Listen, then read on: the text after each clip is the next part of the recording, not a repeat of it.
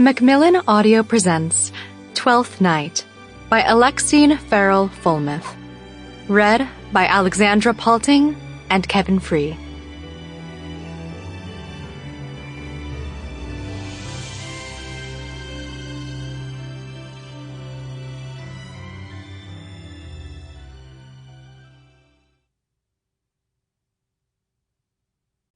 One. Battle Theme Music. Jack. When I was a kid, everyone naturally assumed that because I was the son of Sam Orsino, I was an All-American quarterback in the making.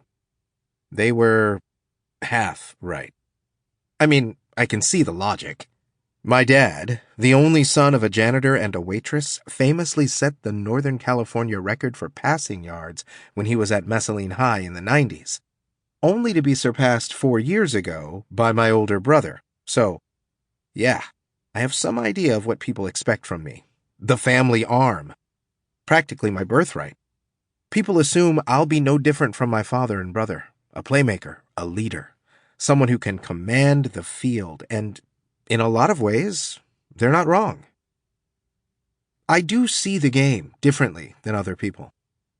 I think the commentators usually call it vision or clarity, even though to me it's something more innate.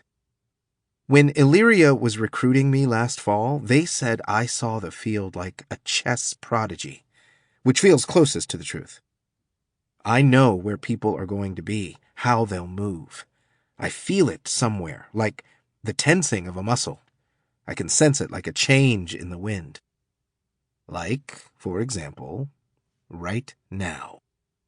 Macmillan Hills, California isn't exactly Odessa, Texas, but for an affluent San Francisco suburb, we know how to pull off your classic Friday night lights. The late August heat burns away as the sun molts into stadium brights, transforming the familiarity of our home turf to the singular mythos of game day.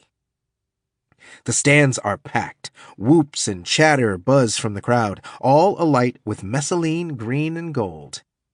There's a snap from a drumline snare, sharp like the edge of a knife.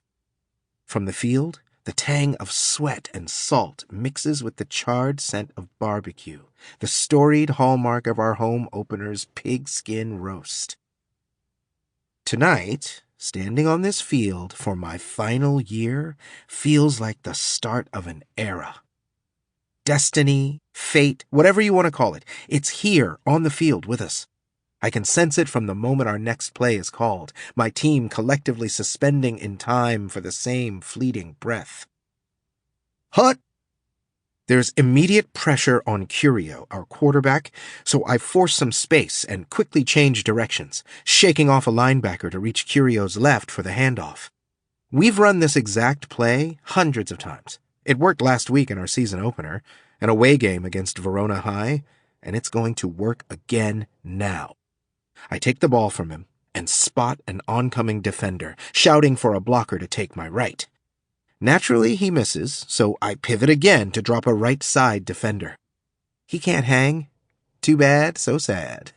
Now it's just a 40-yard run with the entire Padua defense at my heels. You know how I said everyone was half right about me following in my dad's footsteps? That's because I'm an All-American running back.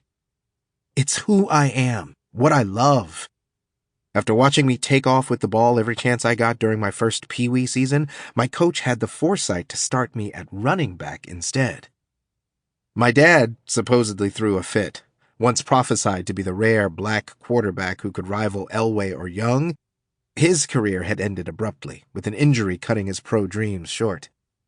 Naturally, he saw in his two sons the mirror slivers of his own glory, craving for us the greatness foretold for himself. But when I took off for the full length of the field, even King Orsino couldn't argue with that.